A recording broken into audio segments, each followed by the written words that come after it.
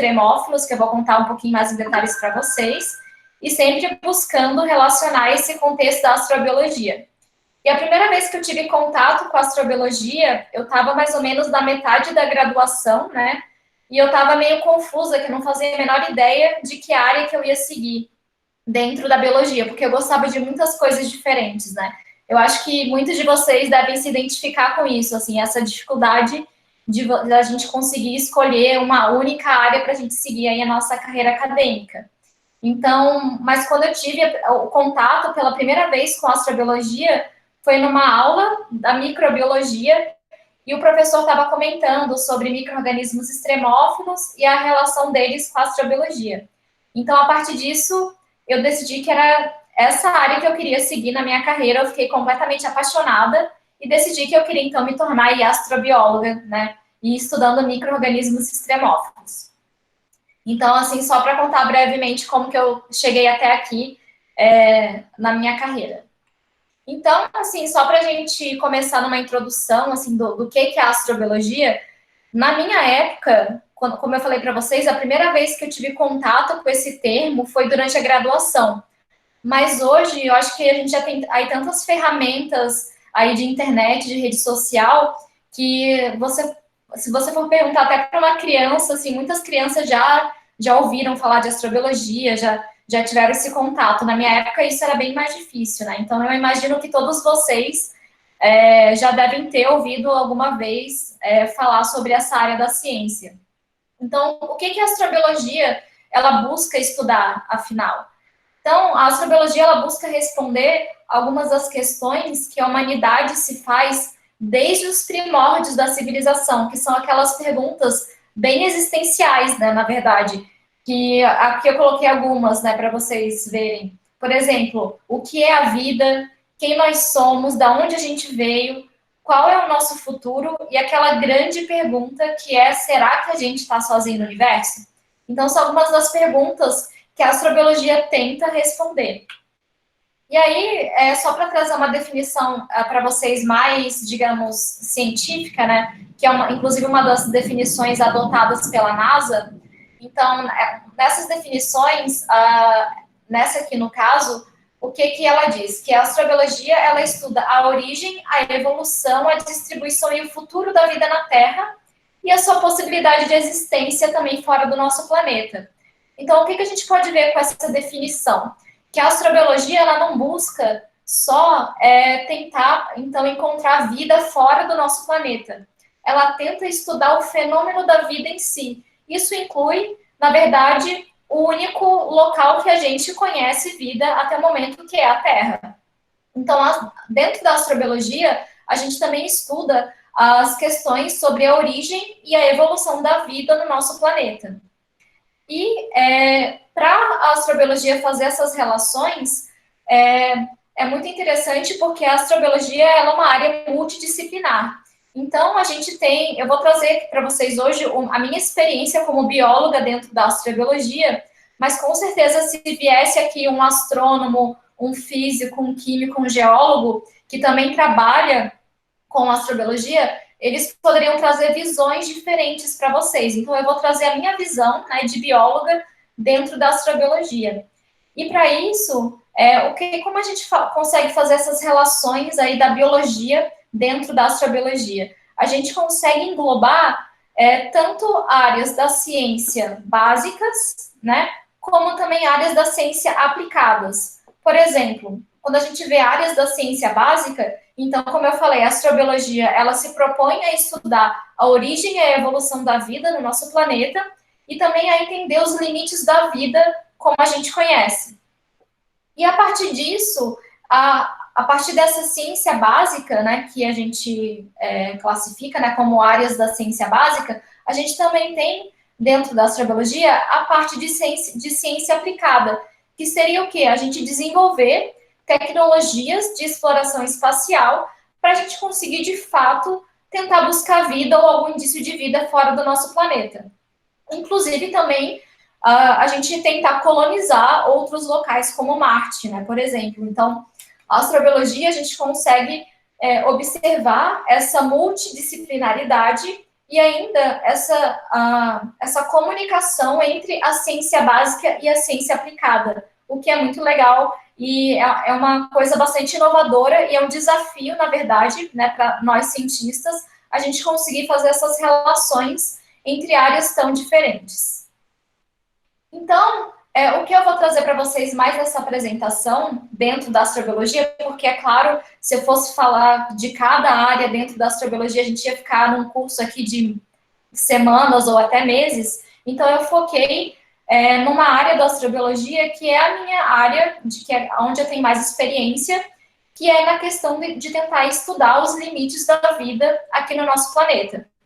Então, como vocês, não sei se muitos de vocês já tiveram as disciplinas aí da microbiologia, mas quem já teve, já deve ter ouvido falar que a gente encontra, né, micro-organismo nos locais mais extremos que a gente observa no nosso planeta. Então, a gente já encontrou, por exemplo, bactérias da mais alta atmosfera até as maiores profundezas dos nossos oceanos. Então, a gente vê que tem vida nesses locais extremos, que eu vou contar um pouquinho mais daqui a pouco sobre os ambientes extremos. Mas o que eu queria deixar aqui destacado para vocês é que, apesar da gente encontrar a vida nesses locais mais extremos do nosso planeta, existe um limitante, ao menos para a vida como a gente conhece, que seria que mesmo qualquer ser vivo que habite esses ambientes extremos, qualquer ser vivo que a gente conhece precisa da presença de água no estado líquido. Então, isso é um fator essencial para a vida, água no estado líquido. Então, aqui eu trouxe alguns exemplos de ambientes extremos para vocês verem, né, que são só alguns exemplos, na verdade, mas aqui a gente tem, nessa primeira imagem, parece que é aí um campo de neve, né, mas na verdade é um deserto de sal. Então, isso aqui a gente chama de salar, e nesse deserto de sal a gente encontra micro-organismos sobrevivendo sobre esse sal. Aqui a gente tem um exemplo de um vulcão polar, um vulcão na Antártica, e nesse caso aqui eu vou dar mais detalhes para vocês no final da apresentação, que é um dos focos principais do meu trabalho, né, de pesquisa, é estudar micro-organismos em um vulcão na Antártica. A gente tem outros exemplos aqui também, como cavernas, aquelas fontes hidrotermais lá nos oceanos profundos, regiões de desertos, regiões geladas. Então, a gente tem aqui só alguns exemplos aí desses ambientes extremos que a gente tem no nosso planeta e que a gente estuda esses micro-organismos que conseguem sobreviver nesses locais. E por que na astrobiologia a gente está interessado em estudar a vida nesses ambientes extremos? Então, por quê? Porque a gente observa que muitos desses ambientes extremos do nosso planeta, eles podem ser considerados análogos a locais fora da Terra. Ou seja, eles podem ter condições ambientais, alguns parâmetros que podem ser parecidos com condições fora do nosso planeta, tá? Então, como hoje ainda é muito caro e muito difícil a gente conseguir mandar uma sonda para um local fora da Terra para explorar a presença de alguma potencial forma de vida, qual que é a primeira etapa que a gente tem que ter? A gente tem que estudar ambientes parecidos aqui no nosso planeta, a gente tem que entender quais são os limites da vida nesses ambientes, a gente tem que entender quem consegue sobreviver nessas condições, como que eles conseguem sobreviver, como que eles conseguem obter energia, ou seja, quais metabolismos eles conseguem desenvolver nesses ambientes extremos, que são análogos aos ambientes fora da Terra, e a partir disso, a gente entendendo a vida nesses locais extremos e os limites da vida aqui na Terra, a gente consegue, então, direcionar a busca de vida fora do nosso planeta.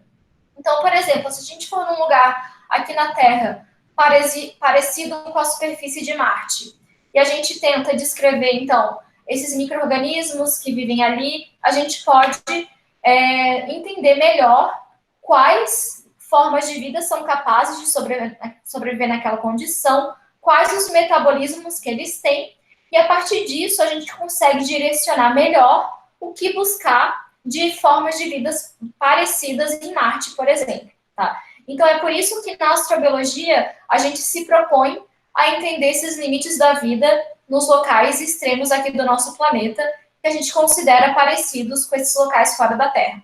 E eu vou dar mais detalhes para vocês mais para frente sobre esses locais que a gente considera parecidos, tá? Então, para isso, quando a gente estuda esses ambientes extremos no nosso planeta, o nosso principal foco de estudo nesses ambientes extremos são o que a gente chama de micro-organismos extremófilos, né? Como o nome já diz, são aqueles micro-organismos que eles gostam daquela condição extrema. Então, muitas vezes, esses micro-organismos, eles não só sobrevivem a uma condição extrema, mas eles precisam daquela condição para a sua sobrevivência.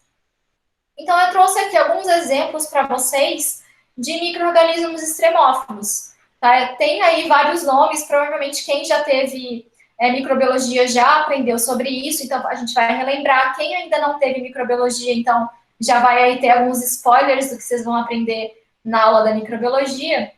Mas então, eu vou explicar para vocês os diferentes tipos de extremófilos que a gente tem, né? Dando alguns exemplos.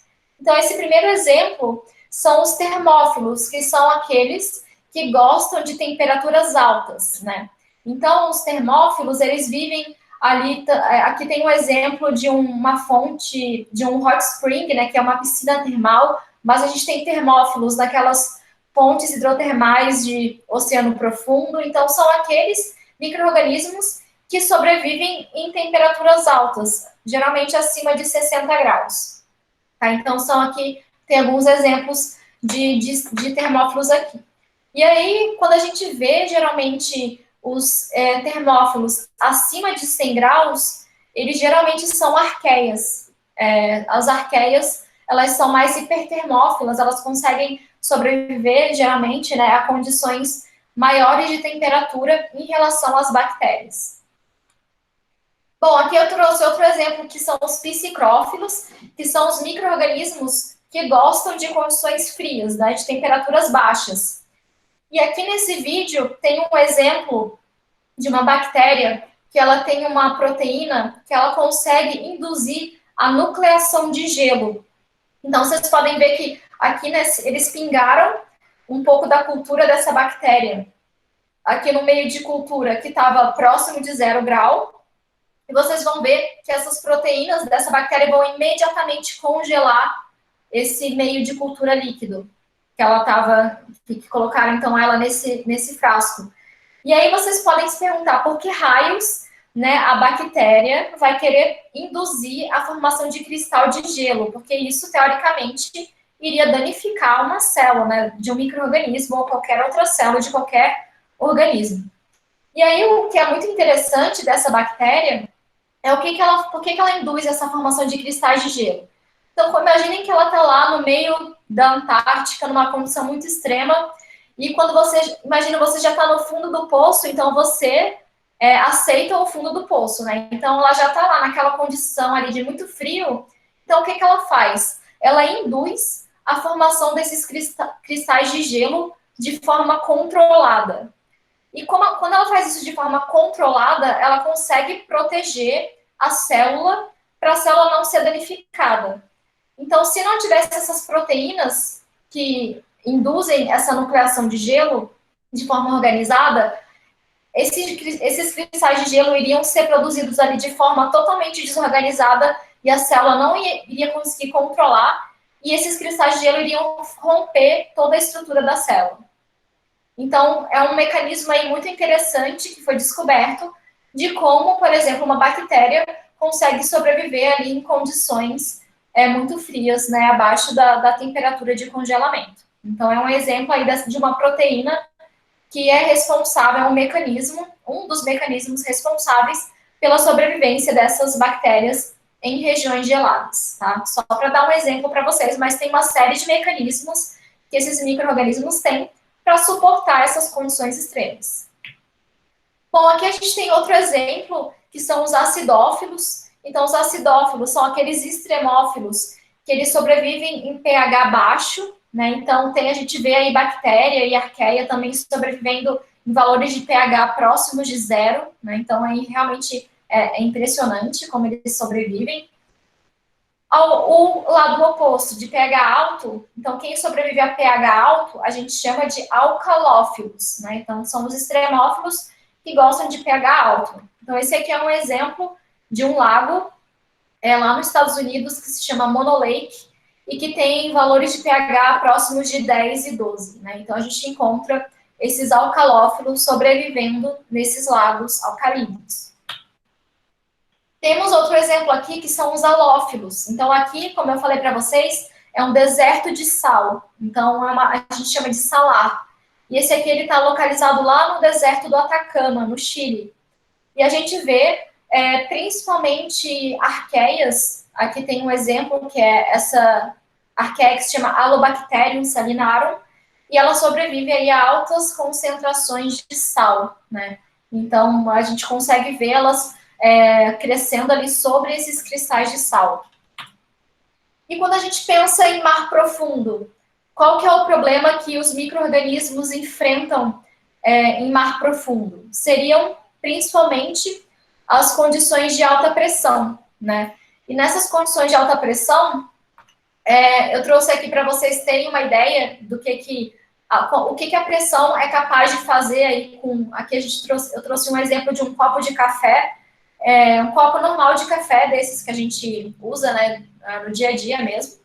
E aí, aqui, num tamanho normal, e aqui os pesquisadores estavam a bordo de um navio e mergulharam esse copinho a 1.500 metros de profundidade.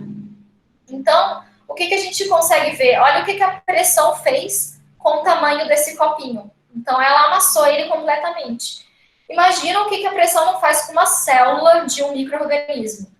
Isso aqui a gente está vendo foi a 1.500 metros de profundidade. A gente já encontrou ali micro-organismos sobrevivendo no ponto mais profundo dos nossos oceanos, que é cerca ali de 11.000 metros de profundidade na região lá das Fossas Marianas. Então, para vocês terem uma ideia do quanto esses micro-organismos são resistentes e capazes de suportar essas altas pressões também. Bom, outro exemplo são as resistentes à radiação. Elas são muito importantes para a astrobiologia, que eu vou falar daqui a pouco, mais para frente, né, da importância disso, principalmente quando a gente pensa em Marte, né, porque Marte a gente tem aí altas incidências, uma alta incidência de radiação ultravioleta na superfície. Então, aqui na Terra, quando a gente observa desertos, principalmente ali o deserto do Atacama ou outras regiões desérticas, a gente também tem esse problema de alta radiação. E essa alta radiação, ela causa uma série de danos nos micro-organismos, principalmente quebra da molécula de DNA ou de outras biomoléculas também. E aqui a gente tem essa imagem dessa bactéria, que ela se chama Adenococcus radiodurans, e ela é aí uma das bactérias mais resistentes à radiação que a gente conhece. Então, aqui um exemplo de, extremófilos que são resistentes à radiação. E da mesma forma, nas regiões desérticas, a gente encontra baixa disponibilidade de água. Então, eles também precisam suportar essas condições de baixa disponibilidade de água. A gente encontra também micro-organismos no interior das rochas, que eles são chamados de endolíticos, né? Então, aqui tem um exemplo de uma rocha de superfície, que vocês podem ver que tem até uma coloração esverdeada, porque são organismos fotossintéticos, mas a gente também encontra micro-organismos em rochas de regiões de subsuperfície, né? Que são ali, principalmente regiões de subsuperfície no oceano. Então, já foi encontrado micro-organismos sobrevivendo a 2 quilômetros abaixo do leito oceânico, né, da subsuperfície. Então, esses micro-organismos, eles são resistentes também à alta pressão.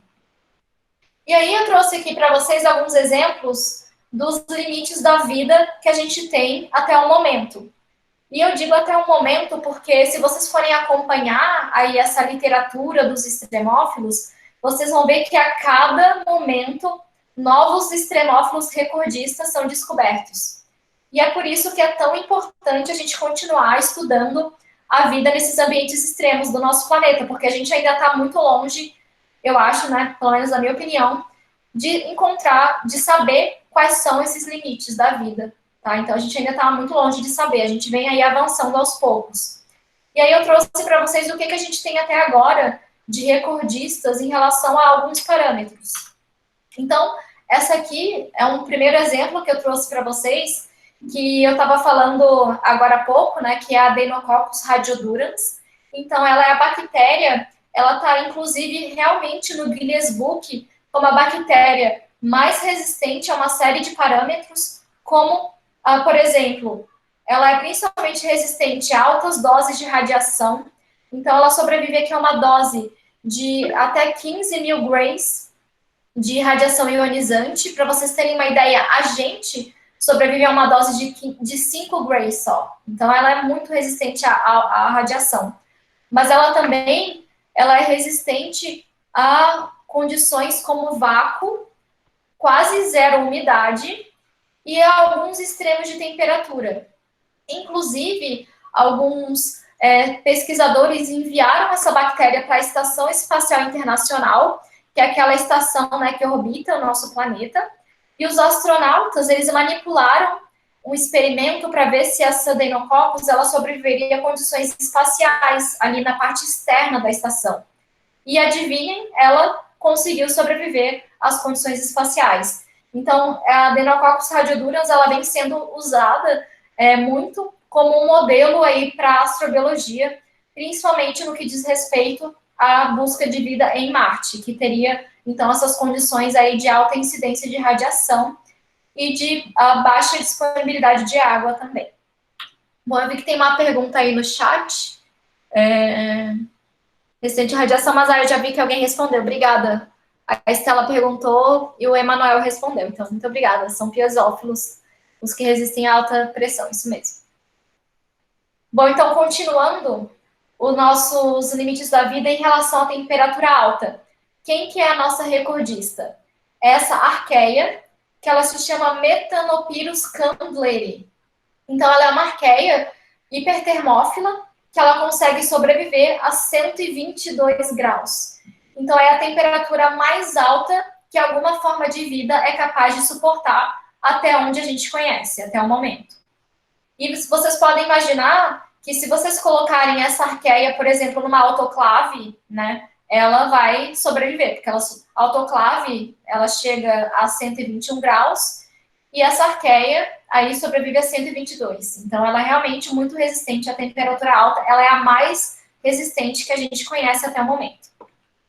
Em relação à temperatura baixa, quem que é a nossa recordista? Então, é essa bactéria que se chama Planococcus allocriófilos. Como o nome já diz, allocriófilos, o que quer dizer? Ela gosta tanto de frio quanto de sal. Então, por que ela gosta de frio e de sal? Então, como vocês podem ver aqui na descrição, a gente está indicando aqui que ela sobrevive até menos 25 graus de temperatura. Mas vocês lembram que eu falei que qualquer forma de vida só consegue sobreviver quando tem a presença de água líquida. Então, a gente se pergunta como que ela consegue suportar essa temperatura de menos 25 graus. Então, por quê? A resposta está no próprio nome dela. Então, o halo, como eu falei, é sal. Então, essa bactéria, ela vive no interior das geleiras, onde, em algumas regiões, tem altas concentrações de sal.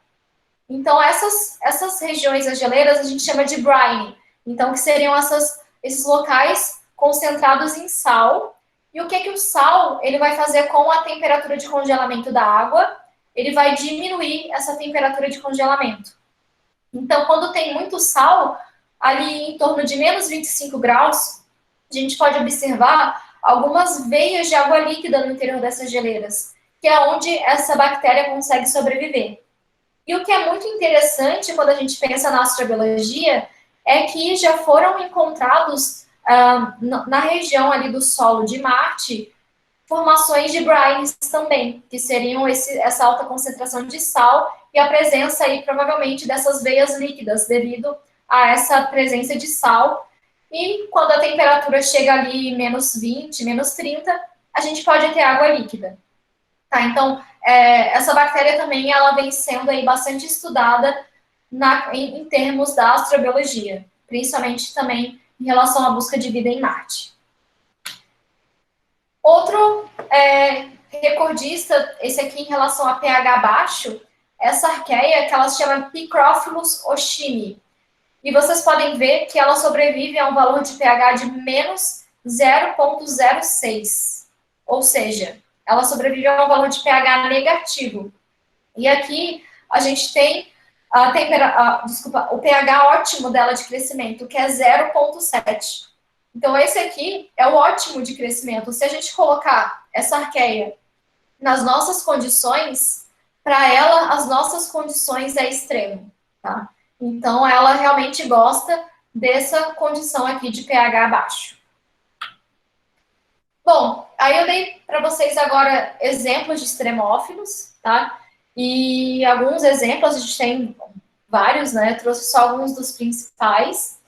E aí a gente se pergunta, a gente, né, encontra a vida nesses locais mais extremos que a gente imagina do nosso planeta. Então aqui a gente tem um exemplo do deserto do Atacama, que a gente tem regiões do deserto do Atacama que elas ficaram sem chover milhares de anos, que são muito secas, recebem altas doses de radiação, tem grandes flutuações de temperatura, e a gente encontra algumas dessas condições parecidas, né? É claro que não idênticas, mas parecidas em Marte.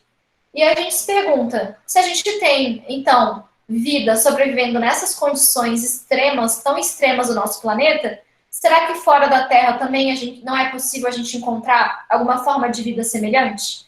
Então, é a partir disso que a gente tenta estudar esses ambientes extremos no contexto da astrobiologia. E aí a gente fala que tipo de vida a gente quer buscar fora da Terra.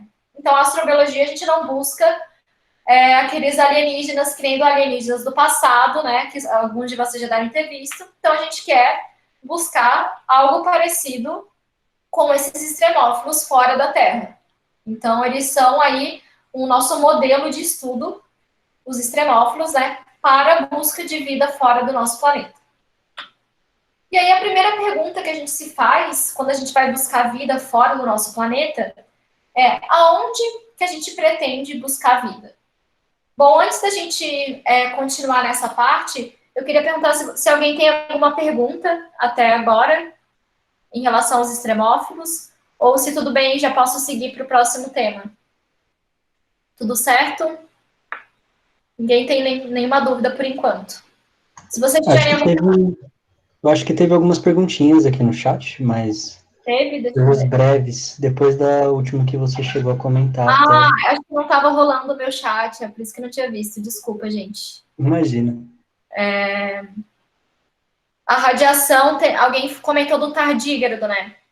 Que ele sobrevive a algumas doses. Só que a questão é que o tardígrado, ele é um pouco diferente em relação a esses extremófilos procariotos.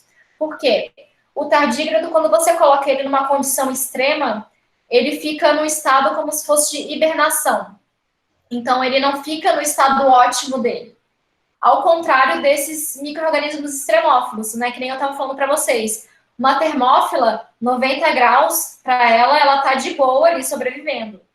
A Adeinococcus, a dose de radiação, ela também tá de boa sobrevivendo. Então, a diferença do tardígrado é esse. O tardígrado, ele entra no estado como se fosse de hibernação, ele fica inativo até as condições voltarem a serem normais, entre aspas. Né? Então, essa é a diferença em relação ao tardígrado.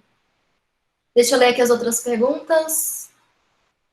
Que tipos de extremófilos poderíamos encontrar em Marte?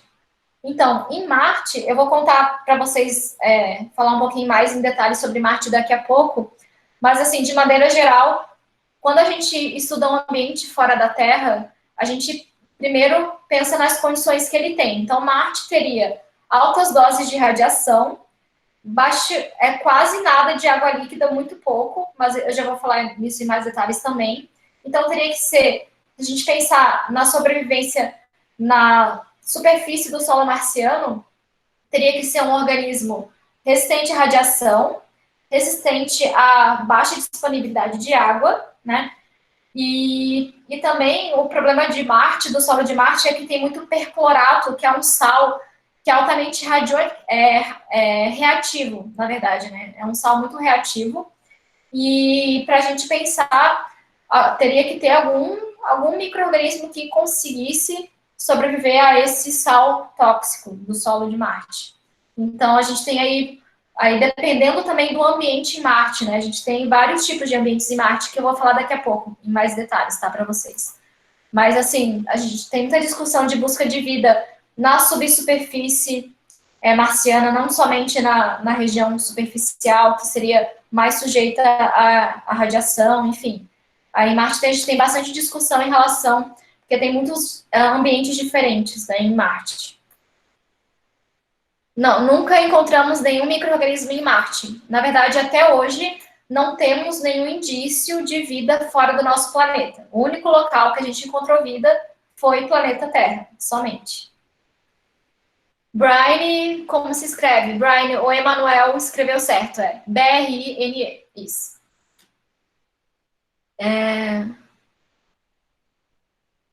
O Arthur perguntou, os extremófilos são responsáveis pela ação pioneira para o desenvolvimento dos seres vivos. Bom, Arthur, eu não entendi muito bem essa sua pergunta. Pioneira para o desenvolvimento.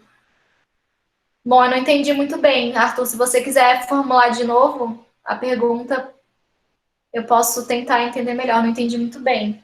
Mas, assim, os extremófilos, quando a gente estuda esses ambientes extremos, muitos deles a gente encontra praticamente só micro-organismos procariotos extremófilos, principalmente quando a gente pensa em temperaturas muito altas, em pH muito baixo, a gente encontra principalmente procariotos nesses ambientes, tá?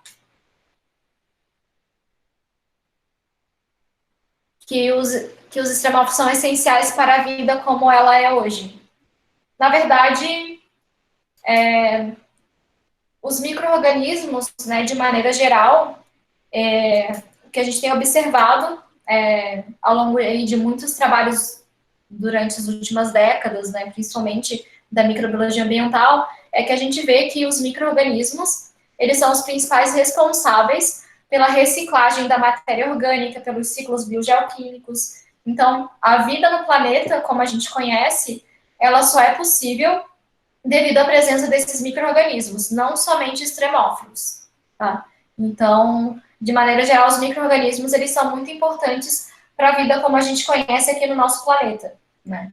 E, inclusive, por isso, e quando a gente pensa na origem da vida no nosso planeta, a gente tem uma estimativa que a vida surgiu há mais ou menos 3,5 bilhões de anos atrás, né? Uma estimativa. E os principais formas aí complexas de vida teriam surgido muito mais para frente. Por exemplo, os primeiros eucariotos teriam surgido 2,5 bilhões de anos atrás. Os primeiros animais há 500 milhões de anos atrás somente. Então, se a gente for observar, a maior parte da história da Terra foi composta só por micro-organismos procariotos. Então, isso é muito importante quando a gente pensa na busca de vida fora do nosso planeta, porque a gente sabe que, evolutivamente, dadas as condições, a gente não sabe quais são as condições ideais para o surgimento da vida, mas, assim, se a vida surgiu em outro local, fora da Terra, provavelmente ela prosperou durante muito tempo, ou prospera, a gente não sabe, na forma de seres simples, como micro-organismos procariotos, né? Então, por isso que a gente busca aí, tem esse objetivo de buscar micro-organismos extremófilos como alvo aí para a gente tentar detectar de sinal de alguma forma de vida fora da Terra.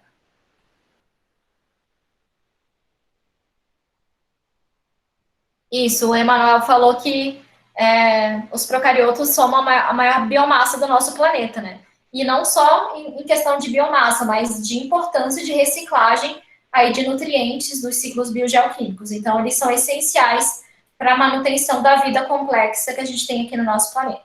Tá? Bom,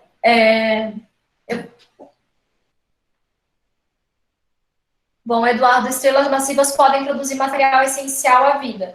Então, sim, na verdade, muitos trabalhos já foram publicados mostrando que a gente tem muitos precursores de biomoléculas presentes no espaço interplanetário, no espaço interestelar. Então, a gente tem a presença já foi encontrado alguns aminoácidos, por exemplo. Então, a gente sabe que aí o material aí para a origem da vida, para uma química prebiótica, é relativamente comum no universo, da mesma forma que a água também é comum no universo. Então, isso é muito importante para a astrobiologia, porque o material, teoricamente, está aí. Então, a gente não sabe quais seriam as condições que teriam permitido com que todo esse material se agregasse e reagisse para formar a primeira unidade de um ser vivo. Então, isso que ainda é um mistério para a gente. Bom, eu vou seguir, então, aqui no nosso tema agora de busca de vida, né, fora do nosso planeta. E aí, a primeira pergunta que a gente tem quando a gente vai pensar, né, em busca de vida fora do nosso planeta é aonde buscar vida. Então, até onde a gente conhece, quais são os locais interessantes para a gente buscar vida. Então, primeiro, falando em relação ao nosso sistema solar, né, quais são os locais do nosso sistema solar que os pesquisadores, os cientistas têm discutido para a gente tentar mandar sondas no futuro próximo e tentar buscar algum sinal de vida nesses locais. Então, primeiro, que a gente estava falando, e é claro, né, que todo mundo conhece, Marte. Então, Marte, a gente sabe aí na mídia e muitos trabalhos têm sido feitos, muitas sondas têm sido enviadas para Marte, e a gente vê que hoje, né, aqui é uma imagem da superfície de Marte, ele é um planeta completamente desértico e parece completamente inabitável, né? Mas, quando a gente pensa no passado de Marte, tem muitos indícios geológicos que no passado de Marte ele tinha condições provavelmente muito parecidas com o nosso planeta.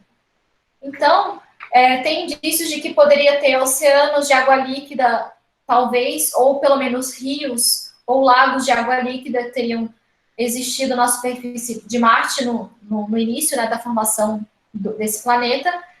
Tinha atividade vulcânica constante, inclusive, vou mostrar para vocês daqui a pouco, Marte tem o segundo maior vulcão do sistema solar, que hoje está extinto, mas até onde a gente sabe, pelo menos, né?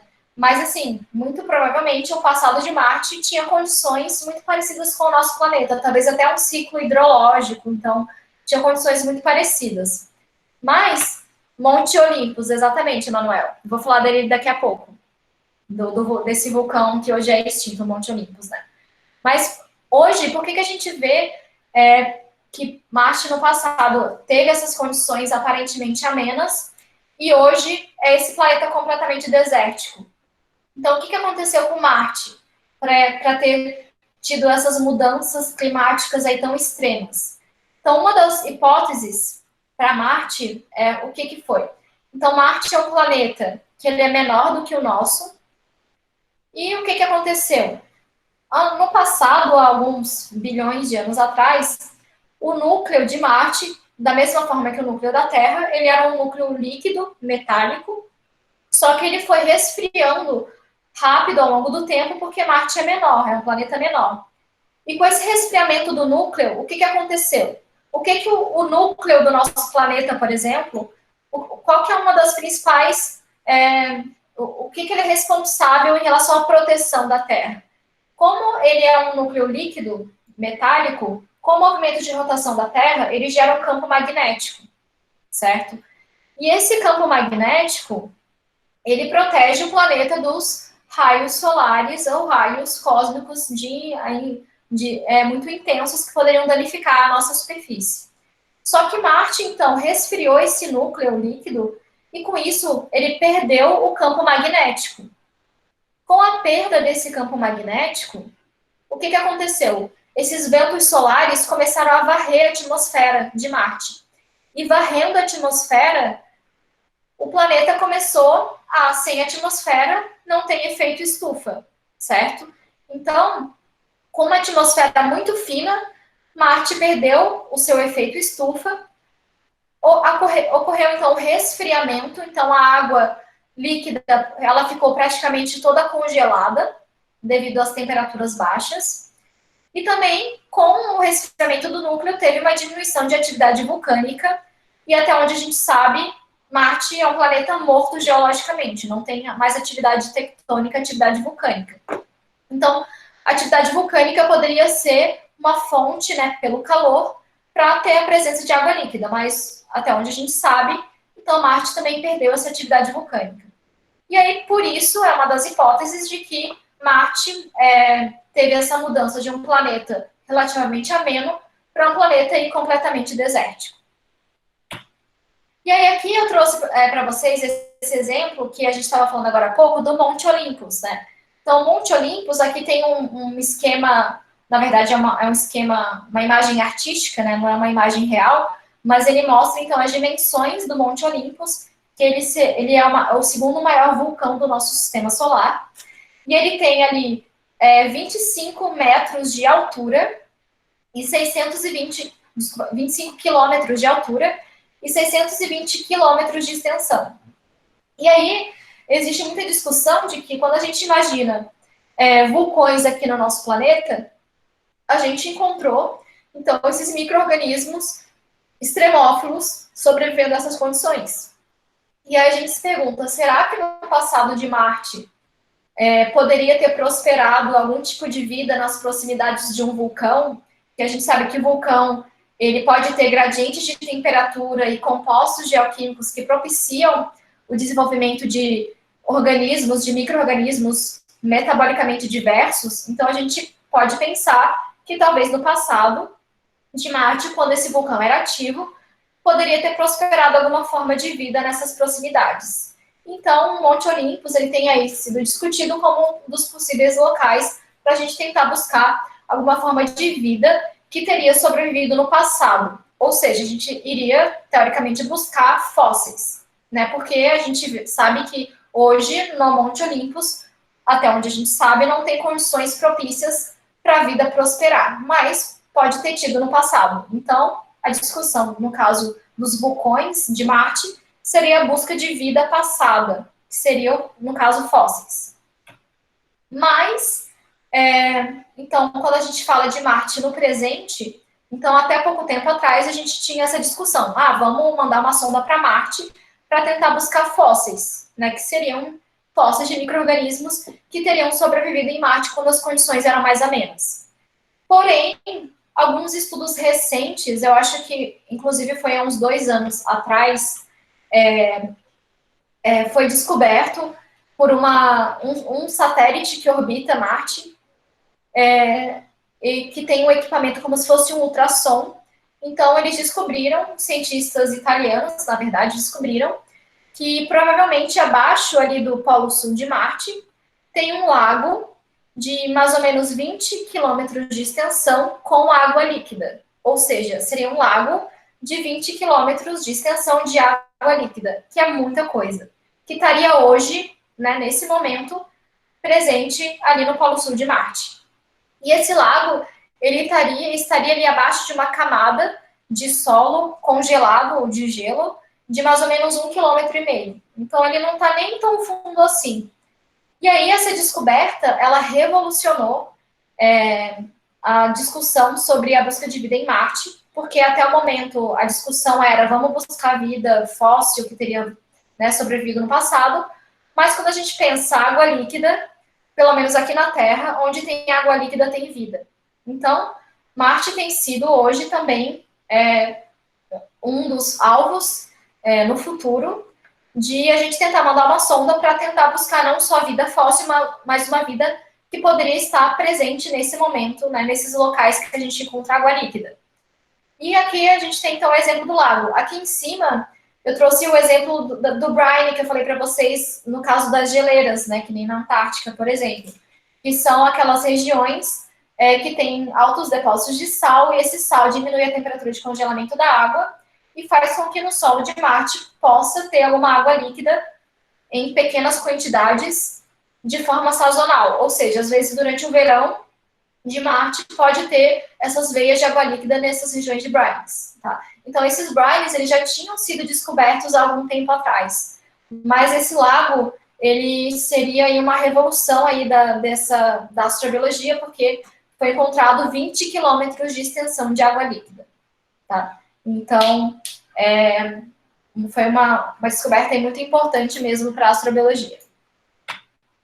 Bom, e pensando nas explorações em Marte, quais que foram as etapas que foram, né, realizadas até hoje? Então, a gente tem aqui uma linha do tempo.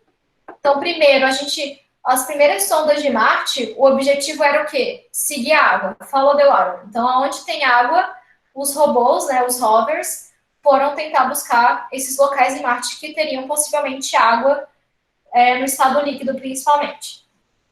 Próxima etapa aí do programa espacial em relação a Marte foi descobrir ambientes habitáveis. O que seria isso? Entender as questões geológicas de diferentes ambientes de Marte, questões em relação à presença de matéria orgânica, de moléculas orgânicas. E aí, então, a gente já está passando por essa etapa aqui. Então, a etapa que a gente está nesse momento, né, 2020, seria esses próximos rovers tentarem buscar, de fato, sinais de vida no solo marciano. Então, a gente tem aqui alguns rovers que são o InSight, que já está lá, na verdade, né? Mas aqui o ExoMars e o Science Rover 2020, que vão ser enviados aí nos próximos... num futuro breve, eu não lembro se... que eu acho que teve um atraso, ia ser agora em 2020, mas acho que eles atrasaram um pouco. Mas vai ser enviado muito em breve esses dois rovers, e eles vão aí perfurar o solo marciano com uma série de equipamentos para tentar detectar sinais de vida nesse solo marciano, tá? Então, essas aqui são algumas das etapas da exploração de Marte. Bom, outro local do nosso sistema solar que tem sido muito discutido pelos cientistas para a gente tentar buscar sinais de vida seria a Europa, que é uma lua de Júpiter, né? Então, a Europa é uma lua gelada de Júpiter e que os pesquisadores, os cientistas, eles descobriram há alguns anos atrás que abaixo da camada de gelo que cobre a Europa tem muito provavelmente um oceano de água líquida abaixo dessa camada de gelo. E esse oceano de água líquida, incrivelmente, teria quase 3 vezes mais quantidade de água do que os oceanos da Terra, né? O que é absolutamente incrível. Então, a gente tem aí oceanos no nosso sistema solar, que não é só no nosso planeta. Então, aqui, qual que é o problema da gente tentar buscar sinais de vida em Europa? Então, vocês podem ver que aqui a gente tem uma camada de gelo de aproximadamente 10 quilômetros. E a gente não tem equipamentos até o momento, e tecnologia até o momento, para a gente conseguir perfurar essa camada de gelo e acessar esse oceano.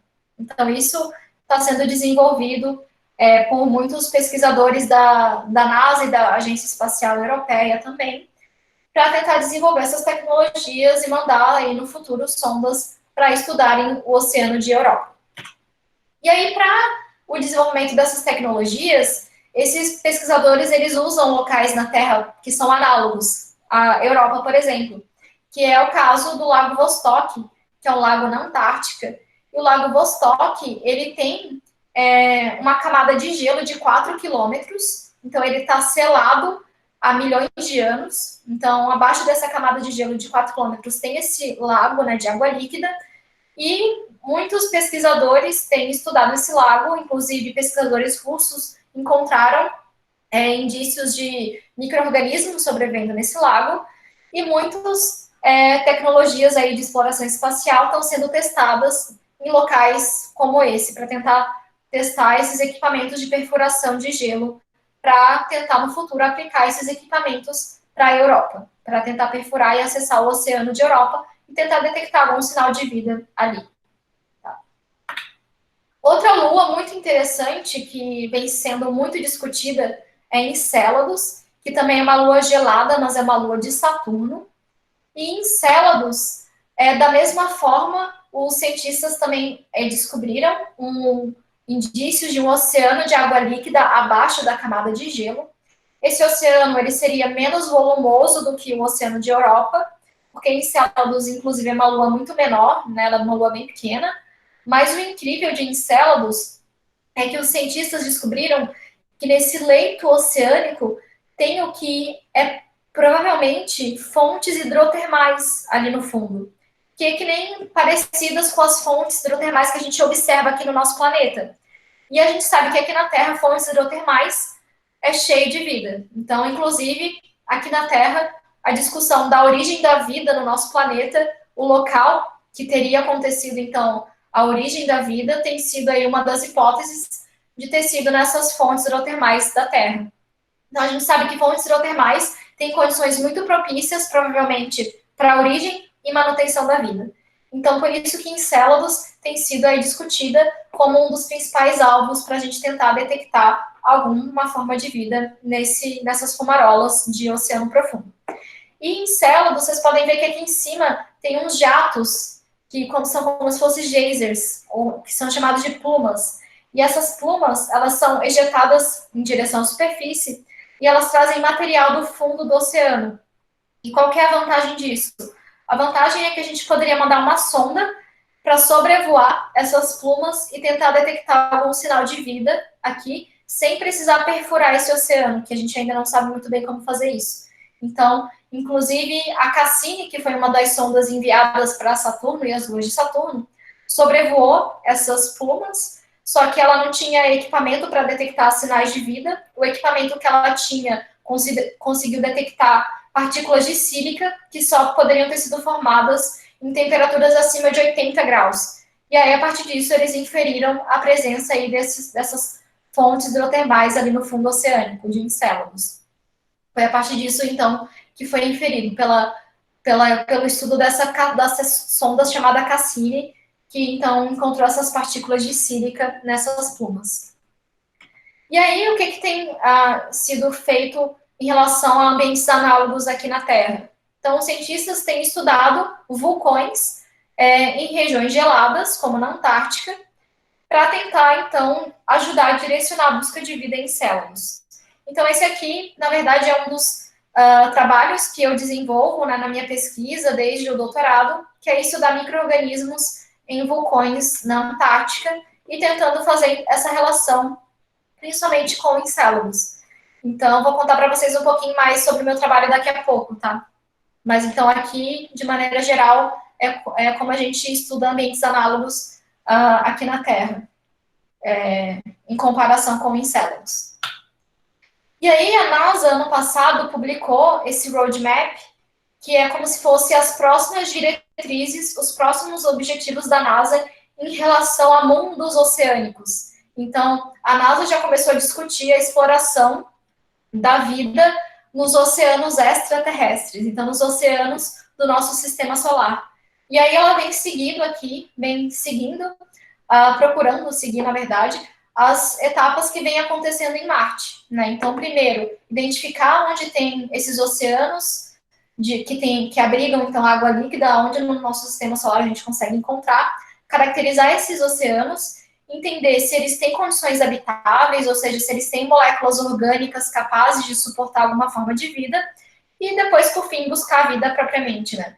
Então, essas aqui são as etapas que, no futuro próximo, a NASA vem, então, propondo para estudar nesses oceanos. E vocês podem ver que esse artigo é bem recente, é 2019, foi publicado ano passado, porque realmente essa discussão dos oceanos no nosso sistema solar é um tema bastante recente. E aqui a gente tem um gráfico que ele reúne diferentes parâmetros em relação ao nosso planeta e a outros locais do sistema solar. Então, aqui em cima a gente tem pressão, pH, temperatura e salinidade. Então, essas aqui são as condições que a gente tem no nosso planeta. E aqui do lado, as condições que a vida na Terra é capaz de suportar. E o que a gente conclui com esse gráfico? A gente conclui que na Terra, pelo menos, a vida consegue suportar, basicamente, todos os extremos que a gente observa de pH e de salinidade. a gente vê que a vida não consegue, a gente ainda não encontrou até o momento vida capaz de suportar pressões muito altas. A gente não sabe se é porque a vida não suporta ou se é porque a gente ainda não conseguiu acessar essas regiões, que são regiões de subsuperfície, que são muito difíceis, né, da gente conseguir coletar essas amostras para estudar esses micro-organismos. E o que a gente vê de mais limitante para a vida na Terra até o momento é a temperatura. Então, é a faixa mais estreita em relação a esses parâmetros em relação à temperatura. E vai daquela faixa ali de menos 25 até 122 graus. Tá? Então, a gente vê que a vida é capaz de suportar quase tudo, mas a temperatura parece ser aí um fator mais limitante, que a vida, provavelmente, como a gente conhece, ela consegue suportar aí uma faixa estreita de temperatura. E aí eu falei do sistema solar, mas a gente tem também a questão da busca de vida em exoplanetas, que seriam, o que seriam exoplanetas? São planetas fora do nosso sistema solar, que orbitam outras estrelas. E aí, quando a gente busca esses exoplanetas, a gente quer buscar um exoplaneta que não tem uma condição muito extrema, a gente quer um exoplaneta parecido com a Terra. Então, a gente quer um exoplaneta que ele esteja no que é chamado de zona de habitabilidade da sua estrela. Que seria o quê? Seria a distância que esse planeta está da estrela, em que é possível ter água no estado líquido. Então, isso é chamado de zona de habitabilidade. E aí eu trouxe para vocês os planetas que a gente descobriu que estariam, então, em zonas de habitabilidade de suas estrelas e que seriam potencialmente habitáveis. Então, essa aqui, ela era a lista de exoplanetas parecidos com a Terra em 2012, para vocês verem como essas descobertas vêm avançado. Essa aqui foi a lista em 2013, então praticamente dobrou, né, o número de exoplanetas parecidos com a Terra. 2015, e aqui eu tenho esse dado para 2019, eu acabei não atualizando ainda para 2020, né, mas até 2019 a gente tinha 55 exoplanetas descobertos, né, parecidos com a Terra. Então a gente teria, a cada momento, bem avançado, então, a descoberta desses exoplanetas. Um avanço aí de planetas. E aí a gente se pergunta, acho que tem alguém com o áudio ligado sem querer. Acho que é Vitória. Acho que está com o áudio ligado sem querer.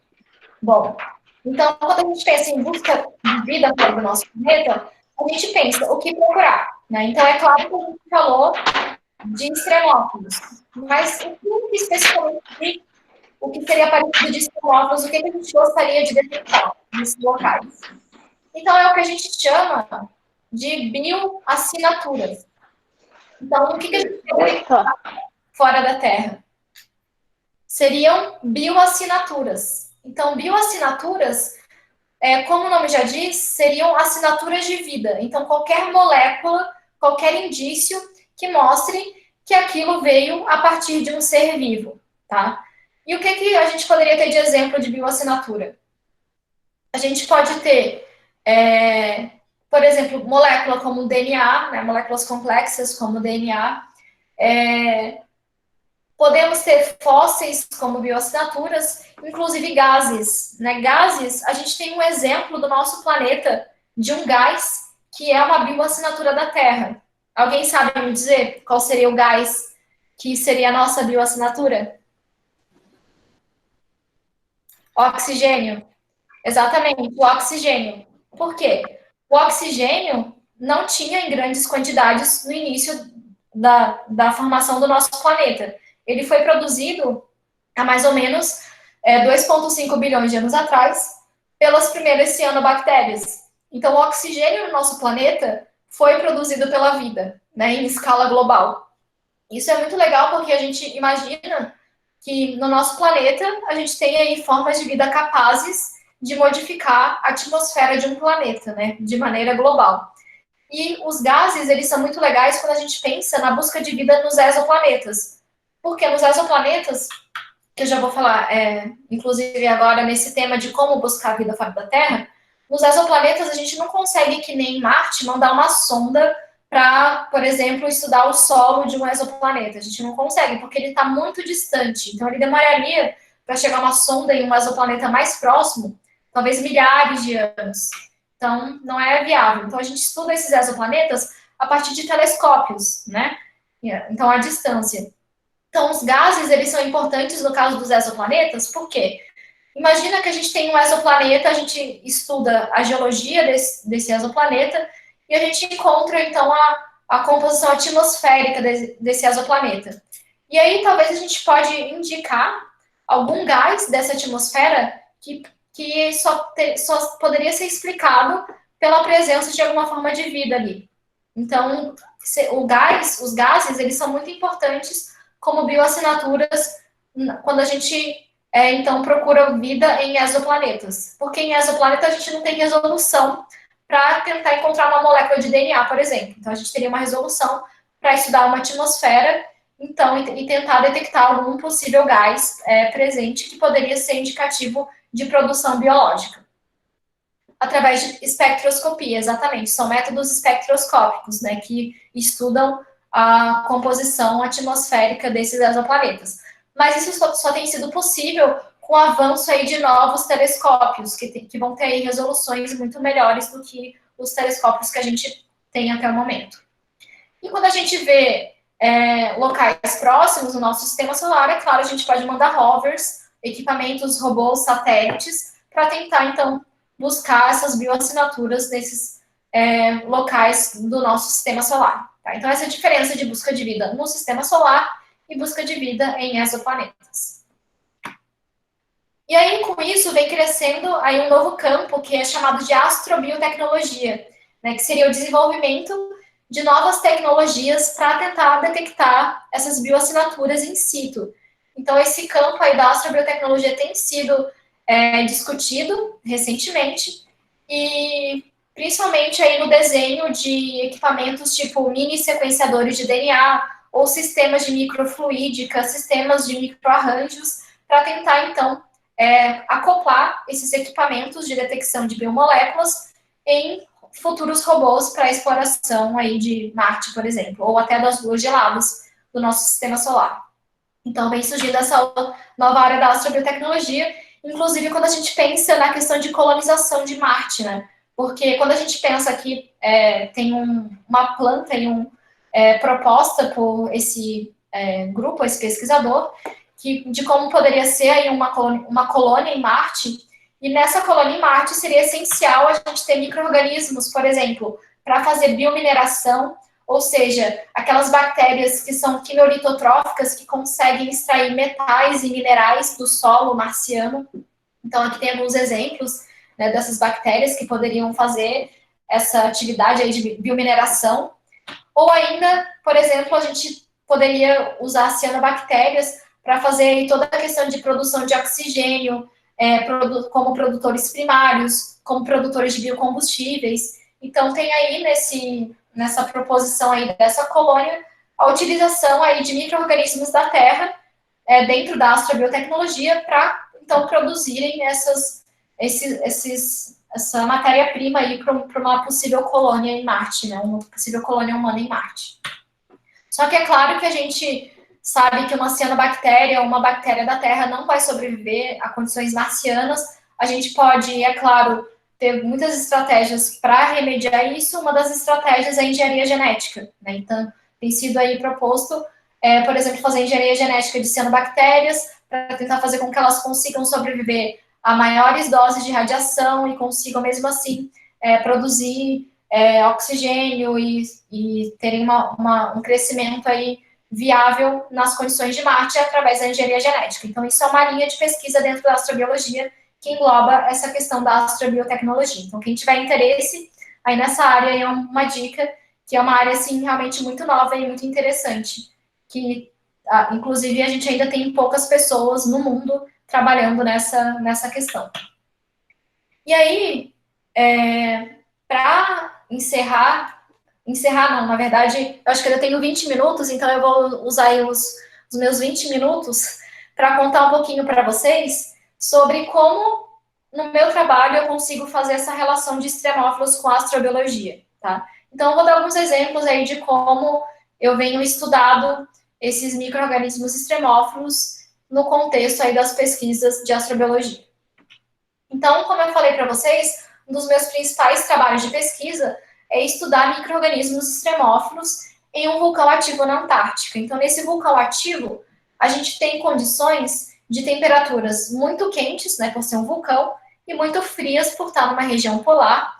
Então, a partir disso, a gente tenta entender, aí, quem é fã de Game of Thrones, né, nesse local é onde a gente realmente enxerga, consegue ver as crônicas do gelo e fogo acontecendo na realidade, né, desses micro-organismos sobrevivendo a essas condições de muito frio e muito quente, né, desses vulcões da Antártica. E aí, só para um contexto geral, a Antártica ela está localizada lá no Polo Sul. Então, aqui a gente tem a pontinha da América do Sul, né, só para vocês se localizarem. E aqui a Antártica é o continente que ele está isolado geograficamente dos demais continentes. Ele é o local que a gente encontra as temperaturas mais baixas já registradas na Terra. No centro do continente já foi registrado menos 89 graus, né, que inclusive pode ser mais extremo do que algumas regiões de Marte até, inclusive. Então aqui a gente vê na Antártica os ambientes mais inóspitos do nosso planeta, né, alguns dos ambientes mais inóspitos do nosso planeta. E no presente a gente tem 4 vulcões ativos em Marte, né, que estão destacados aqui em vermelho. E esses 4 vulcões estão localizados aqui nessas regiões, então tem esses 3 montes, e tem essa ilha que é chamada de Ilha Deception, que é o meu local de estudo, né, que é onde eu venho estudando aí nos últimos anos aí da minha carreira acadêmica, desde o doutorado até agora no pós-doutorado, eu venho estudando essa região. E Deception, né, essa ilha, na verdade, a ilha em si é o vulcão ativo. Então, só que, na verdade, a maior parte do vulcão está submerso, está abaixo do nível da água. Então, o que a gente observa aqui em cima é a borda superior do vulcão, né? Como vocês podem ver, porque a maior parte dele está abaixo do nível da água. E há mais ou menos 10 mil anos atrás, teve uma grande erupção e colapsou uma das paredes dessa caldeira e o mar inundou a caldeira do vulcão, que é essa região aqui central. Então, essa caldeira do vulcão, ela tem 9 quilômetros de extensão e ela é o único lugar do planeta que a gente consegue entrar de navio dentro de um vulcão ativo, que é esse vídeo aqui da lateral, que a gente estava, então, a bordo de um navio, né, polar, um navio de pesquisa do Brasil, né, durante uma expedição, e aí a gente estava, então, adentrando o interior dessa caldeira, desse vulcão, para, então, coletar as nossas amostras. E aí, quando a gente entra nessa caldeira, a gente encontra fumarolas, que são como se fosse os gases do vulcão que são emitidos, e a gente vê, acho que tem uma travada no vídeo, peraí. Bom, acho que esse vídeo aqui deu uma travada.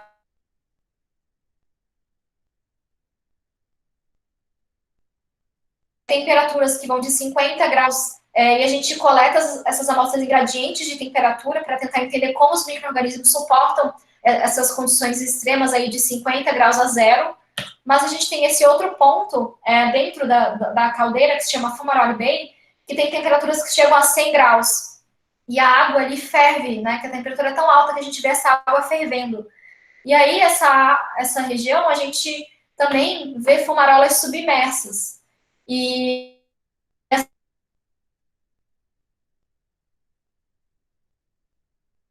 que são esses gases do vulcão que são emitidos quando eles estão submersos. Então, a gente vê essas fumarolas na forma dessas bolhas. Então, a gente consegue ver temperaturas de 100 graus até zero. Então, nesse trabalho, a gente quer realmente entender quais são os limites da vida em relação à temperatura, como que a vida é capaz de suportar essas condições. Então, aqui é um vídeo da gente coletando.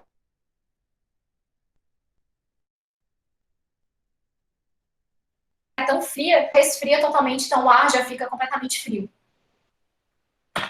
E aí, o que a gente quer saber, né? A gente, que nem Globo Repórter, quer destrinchar tudo em relação a esses extremófilos, né? Então, a gente quer saber esses extremófilos, quem são, como sobrevivem, o que fazem, onde dormem, né? Então, a gente quer saber aí todas essas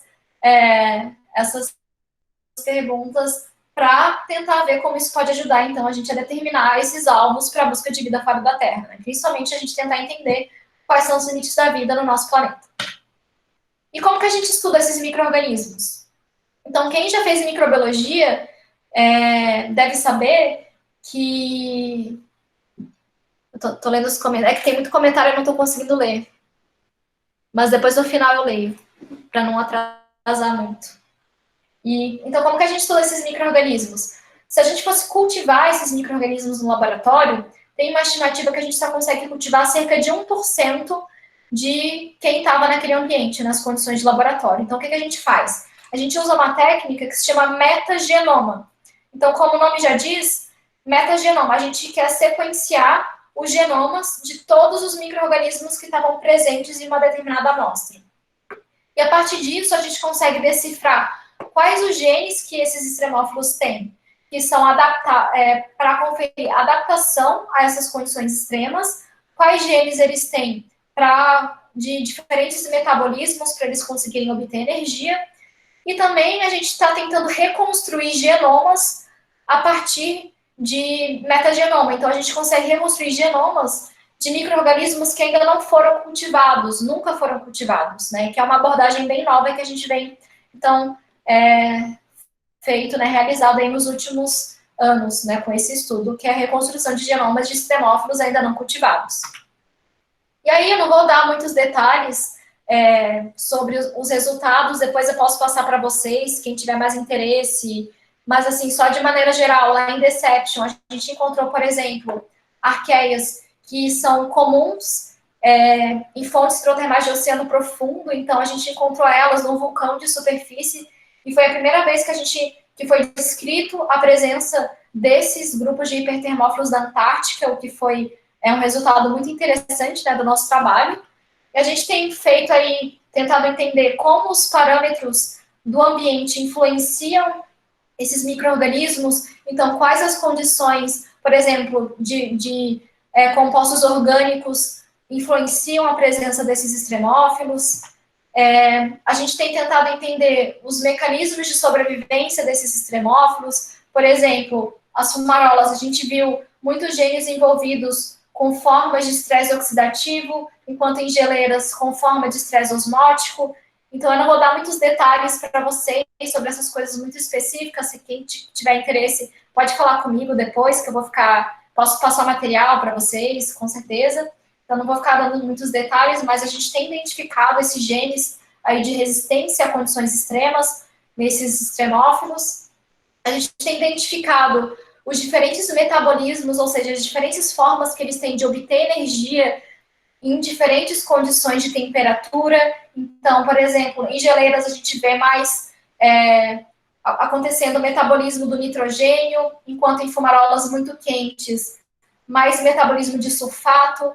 Então, isso é muito importante quando a gente vai buscar vida fora da Terra, por exemplo, em fontes hidrotermais de Encélados. A gente sabe que muito provavelmente metabolismos, vias metabólicas redutoras e de enxofre favorecem a presença desses grupos nessas condições, então a gente conseguiu, né, encontrar isso. E o que é legal também é que a gente está conseguindo reconstruir genomas sem precisar cultivar esses extremófilos, né? Então a gente está conseguindo cultivar esses genomas de extremófilos que nunca foram cultivados em laboratório, e a gente consegue, inclusive, decifrar os estilos de vida que esses extremófilos têm a partir dos genes que eles carregam, né? Então, isso tem sido aí uma abordagem bem legal também para a gente. E aí a gente tem tentado entender como, por exemplo, a partir do DNA, a gente não sabe, na verdade, se esses extremófilos estavam ativos naquele ambiente.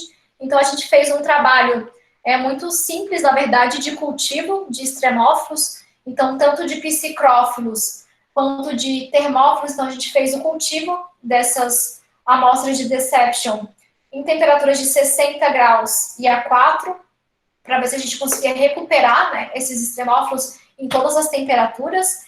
E o legal é que a gente conseguiu encontrar, coletando em temperaturas extremas, né? Então, aqui a gente tem amostras tipo de fumarola, de geleira, e aqui a temperatura de incubação a 50 graus, e aqui a 4 graus. Então, o resumo de tudo isso é que a gente conseguiu encontrar termófilos sobreviventes ao longo de todo o gradiente de temperatura e psicrófilos sobreviventes também ao longo de todo o gradiente de temperatura.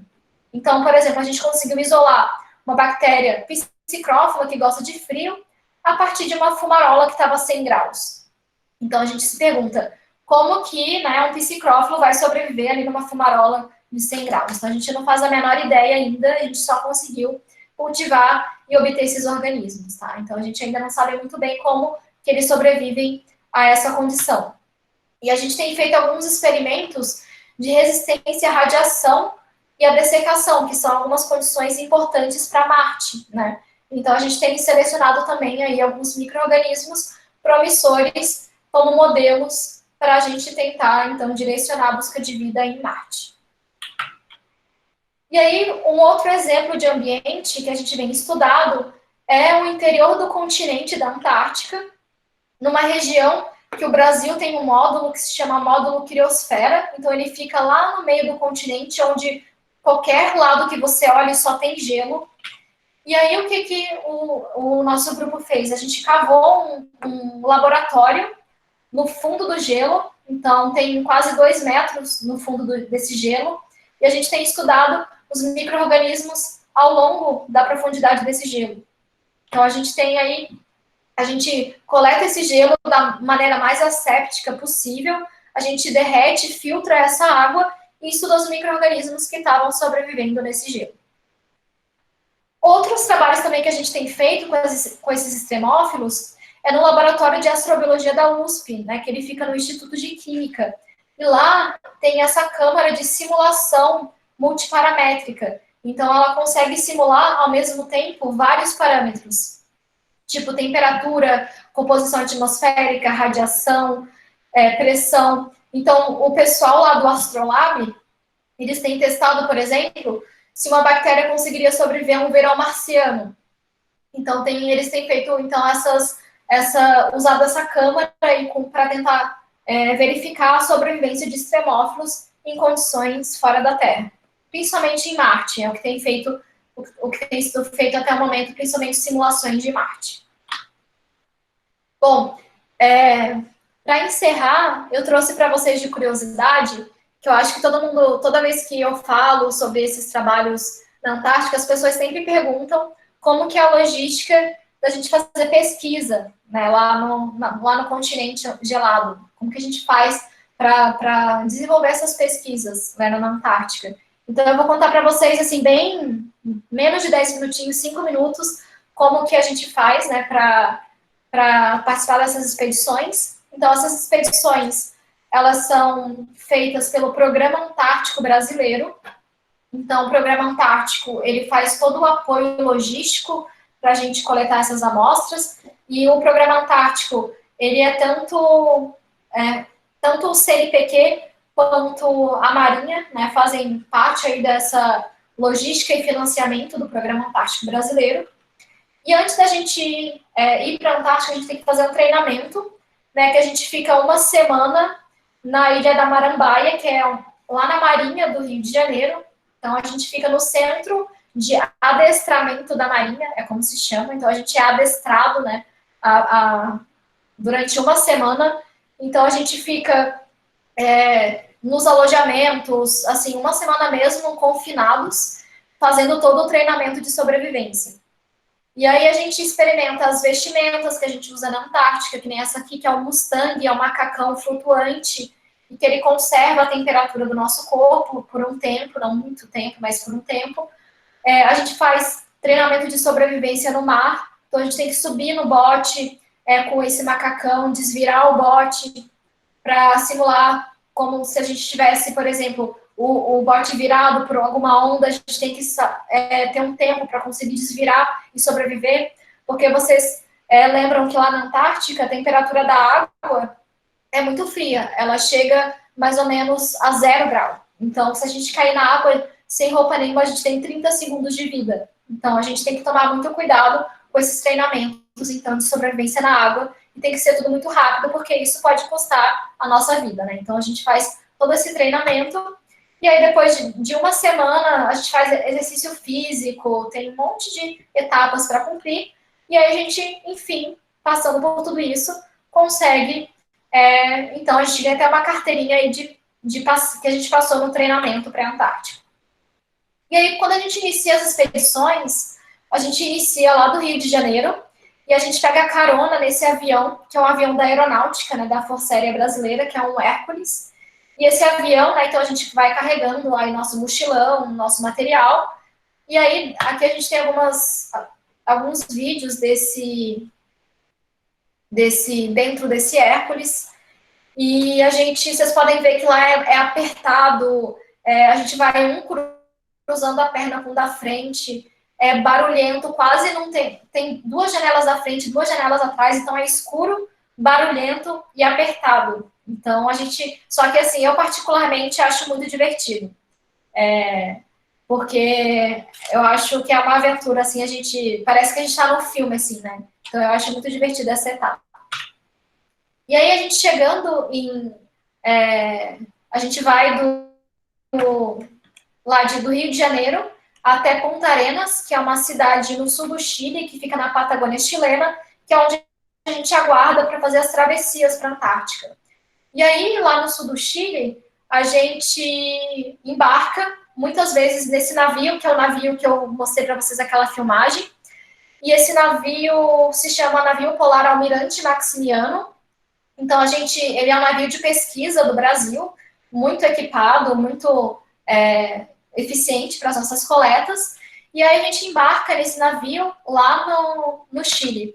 E aí a gente navega ali pelos canais chilenos, que a gente consegue ver as primeiras paisagens geladas, aí as primeiras montanhas de neve, primeiras geleiras. E aí a gente tem a parte divertida, que é a travessia do Drake, que nem vocês podem ver nesse vídeo. E essa travessia do Drake é o encontro do Oceano Atlântico com o Oceano Pacífico, ali entre a América do Sul e a Antártica, e é uma das regiões de mares mais conturbado que a gente tem no nosso planeta. Então, geralmente, a gente tem onda ali de 5, 6 metros. Então, é bem divertido. E a gente demora mais ou menos 5 dias para fazer essa travessia. Então, o que a gente faz? A gente tem que amarrar tudo nosso, porque as coisas caem. Então, você tem que amarrar tudo seu para não cair, não quebrar. As camas dentro do navio, elas são treliches. Então, são 3 camas, né, uma em cima da outra, e elas têm tipo um bercinho, que é tipo uma parte que você te protege para você basicamente não cair da cama, porque balança bastante. Então, às vezes, você não consegue nem ficar em pé direito no navio, dependendo de como tá. Então, você faz um abastecimento de comida na sua cama e fica ali uns dias. Então, fica uns dias sem tomar banho. Mas, assim, depois de um tempo você acostuma. Hoje, eu já tô meio acostumada, assim. Então, eu consigo tomar banho, eu consigo comer, eu consigo viver sem problema nenhum durante esses 5 dias. Teve uma vez que a gente até ficou jogando ping-pong na travessia do Drake. Foi bem divertido. A gente já acostuma, né, depois de um tempo. Então, essa aqui é a travessia do Drake. E aí, esse aqui a gente chegando na Antártica, né? Então, tem uma imagem aérea do navio Almirante Maximiano. E aí, também, o Brasil ele tem uma estação de pesquisa, que é a Estação Antártica Comandante Ferraz, e vocês devem ter visto que essa estação, ela foi fundada na década de 80, que era essa aqui, mas ela sofreu um incêndio em 2012, e toda a sua estrutura foi perdida. E agora, em janeiro desse ano, foi inaugurada a nossa nova estação, que é essa coisa aqui maravilhosa, que é super tecnológica, agora tem sido considerada uma das melhores estações da Antártica, comparado com todas as outras estações de todos os outros países. Então, ela é uma estação, tem, acho que em torno de 15 laboratórios, ela tem toda a estrutura para a pesquisa, né, do Brasil. Então, essa aqui é a imagem da nova estação, da nossa nova estação. E aí lá, só alguns vídeos divertidos da gente coletando a amostra. Então, quando tá no navio, a gente desce do navio nesses botes até as regiões que a gente precisa coletar.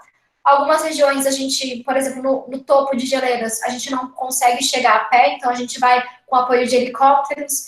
Então, todas as coletas, a gente tem todo o apoio da Marinha. Então, vai mergulhadores da Marinha, que são especialistas em mergulho polar, vai alpinistas, né, que são também especialistas nessa questão de sobrevivência em montanha.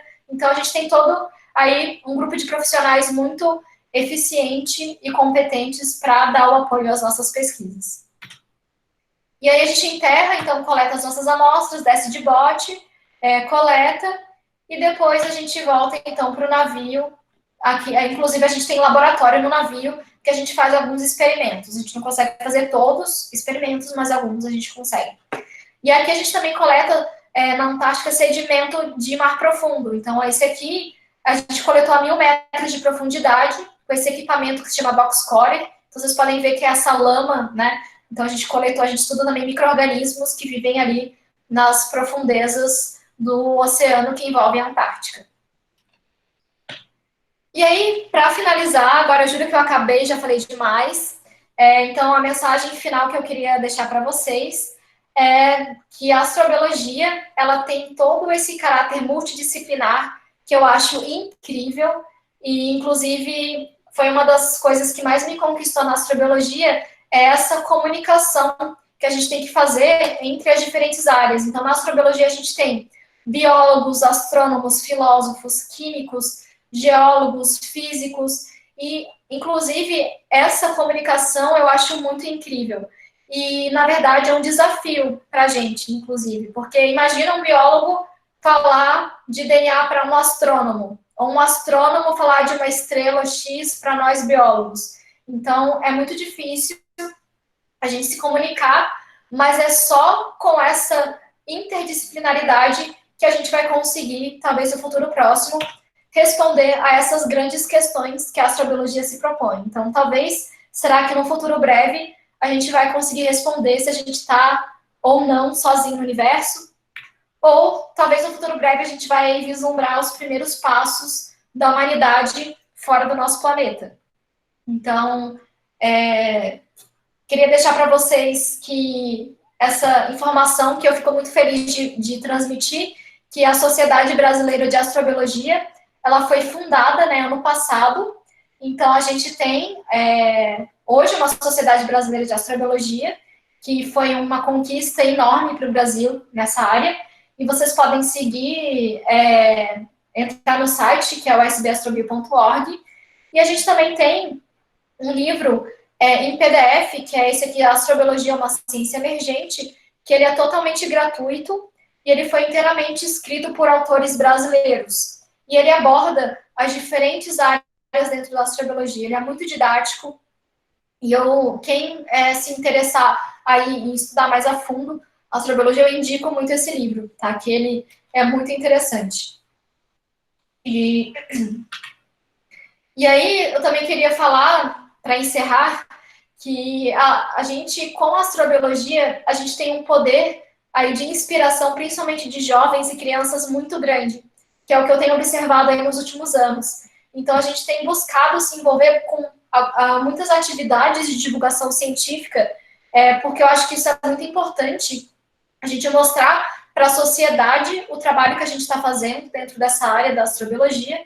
Então, a gente tem se envolvido aí com diversas atividades, inclusive cursos para crianças, projetos também, como Garateia, que foi um projeto que começou há uns 3 anos atrás, que é incrível, que alguns estudantes de ensino fundamental e ensino médio podem ter a oportunidade de mandar um experimento para a Estação Espacial Internacional, em parceria com a NASA. Então, a gente tem esse programa, né? Então, a gente tem nosso grupo tem se envolvido com esse programa também. Então, a gente tem tentado usar a astrobiologia como ferramenta de inspiração e transformação aí de crianças e jovens, né? Que eu acho que isso também é uma etapa muito importante da ciência, a gente inspirar aí a nova geração, nossa nova geração de futuros, sejam eles cientistas ou não, né? Mas eu acho que a gente precisa conscientizar aí a futura geração, seja qualquer profissão que eles vão escolher, a gente precisa conscientizar esses jovens da importância que a ciência tem, né, para a sociedade. E aí eu vou deixar aqui uma propaganda, que é da Apex Brasil, que é uma associação de jovens pesquisadores polares, que é uma associação internacional, mas a gente tem a nossa associação aqui do Brasil, e a gente tem promovido aí muitas atividades. Então, se vocês se interessarem, vocês podem seguir a Apex. Então, a gente tem feito o Dia da Antártica, que as crianças fazem desenhos, e nós, pesquisadores, a gente leva esses desenhos das crianças para a Antártica, e a gente tira fotos de lá para eles. Então, a gente fala que a gente leva um pedacinho deles para a Antártica.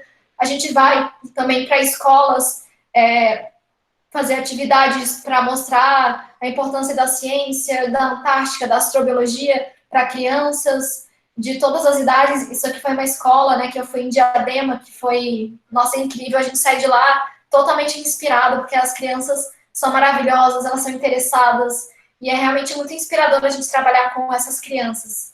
Então, a gente tem procurado se envolver aí com uma série de atividades. A gente tem feito webinars, a gente teve até recentemente, durante a Semana Polar Internacional, a gente fez aí uma série que está no YouTube da Apex, essas palestras estão lá disponíveis, e também a gente fez lives, inclusive com os militares que estão agora na Estação Antártica do Brasil. A gente fez uma live, eles mostraram toda a estação Antártica por dentro, os laboratórios, então foi muito legal essas atividades que a gente tem feito. Então, aí a dica, sigam a Apex, que a gente aí tem feito bastante coisa legal de divulgação científica. Bom, então, era isso que eu tinha para falar, acho que eu falei muito, desculpa, falei demais e passei um pouquinho do tempo, mas aí eu deixo o meu contato, deixei aqui meu e-mail, então algumas imagens da nossa equipe, né, de pesquisa, e se vocês tiverem algum interesse, alguma dúvida, vocês podem ficar à vontade para me escrever, né, aqui está o meu e-mail, e que eu vou ficar muito feliz de ajudar vocês de alguma forma, assim. Então vocês podem realmente ficar à vontade, se vocês tiverem algum interesse mesmo, vocês podem me escrever, tá? Então, acho que era isso. E, mais uma vez, eu agradeço pelo convite da Liga da Biologia e peço desculpa se eu falei demais. Aqui eu me empolgo e acabo falando demais, então desculpa. Amanda, a gente que tem a agradecer, o pessoal já deixou um feedback mega positivo aí no chat para você, e realmente foi uma palestra incrível, a gente agradece muito, muito mesmo. Você conseguiu plantar uma sementinha da biologia na cabeça de alguns, tinha gente pedindo para você levar eles para a Antártida também, enfim, eu quero agradecer realmente e espero que a gente possa ter esse contato pessoalmente, e como a gente já passou das 7 horas, eu queria perguntar para você se não se importa a gente ficar até umas 7h10, 7h15 para responder uma eventual dúvida que o pessoal tenha. Claro, por mim tá tranquilo. Por mim eu fico falando aqui horas, então vocês têm que me cortar. Não tá certo, então. A Gabi vai ler umas perguntas que passaram no chat para você, e enquanto isso eu vou disponibilizar o link do certificado pro pessoal aqui no chat. Então, pessoal, presta atenção aí, a gente vai colocar o link até 7h15, beleza? Obrigado, Amanda. Obrigada. Oi, Amanda, consegue me ouvir? Oi, Gabi, consigo. Maravilha, ótima palestra, eu quero agradecer também, sensacional mesmo o tema, muito, muito interessante. Muito obrigada. O chat estava uma loucura com o pessoal dando feedback, então eu selecionei 3 perguntas que passaram. A primeira foi da Tainara, que ela perguntou se você tem dicas para quem quer começar nessa área, que ela já é graduada em ciências biológicas e tem vários mini cursos em astronomia e astrobiologia. Tá, legal. Então, a primeira etapa que eu vejo para a gente seguir essa área, a gente seguir a carreira acadêmica. Então, é a gente fazer um mestrado, fazer um doutorado nessa área. Então, a astrobiologia, o difícil é que é tanta coisa legal que é difícil a gente escolher uma área para a gente seguir a nossa pesquisa, né? Então, acho que a primeira etapa é você decidir o que mais você gosta de trabalhar. Você quer trabalhar com extremófilo? Você quer trabalhar com alguma outra área? Enfim, você primeiro define e aí você vai procurar aí um programa de pós-graduação e o orientador que aceite te orientar nessa área. Então, seria então essas etapas, fazer um mestrado e fazer um doutorado, e aí seguindo a carreira acadêmica. Eu, por exemplo, durante a minha graduação, eu decidi que eu queria fazer astrobiologia, mas na minha universidade não tinha ninguém que que aceitou me orientar diretamente na astrobiologia. Então, eu fiz um estágio de iniciação científica com microbiologia molecular, que são as ferramentas que, na verdade, eu uso hoje para minha pesquisa, né? Então, foi muito importante. Aí, só no mestrado, que eu fui, então, trabalhar com astrobiologia. Eu fui buscar uma professora, uma orientadora, que me orientou num projeto de pesquisa sobre astrobiologia. Então, acho que a etapa seria essa, procurar um mestrado dentro dessa área, se você já é graduada na biologia. Perfeito, acredito que você tenha tirado a dúvida dela. O Emanuel perguntou se o CRISPR funcionaria com cianobactérias. Acredito que teve um momento da palestra que você comentou sobre... Genética. Uhum. Exatamente. Então, eu confesso que eu não entendo muito de cianobactérias, porque as cianobactérias, elas são sempre as diferentonas dentro da microbiologia, né? Então, mas assim, de maneira geral, eu acredito que sim, o sistema das CRISPRs iriam sim funcionar para cianobactérias. Mas eu não tenho muito conhecimento para te falar em mais detalhes, especificamente sobre cianobactérias, tá? Porque eu tenho me especializado nos últimos anos mais nas extremófilas, nas bactérias e arqueias extremófilas. Mas eu posso procurar algum material e falar em mais detalhes para você depois, sem problemas. E uma última pergunta que teve foi do Júlio César. Ele perguntou se também pode ser possível encontrar vida nas luas de Marte. Vida nas luas de Marte. Então, eu não tenho lido muito ultimamente sobre as luas de Marte como alvo para a busca de vida, porque eu acredito que as condições, elas não são tão, digamos, habitáveis quanto outros locais do sistema solar, né? Até onde eu sei. Então, os principais alvos têm sido os locais que a gente observa a presença de água líquida e moléculas orgânicas.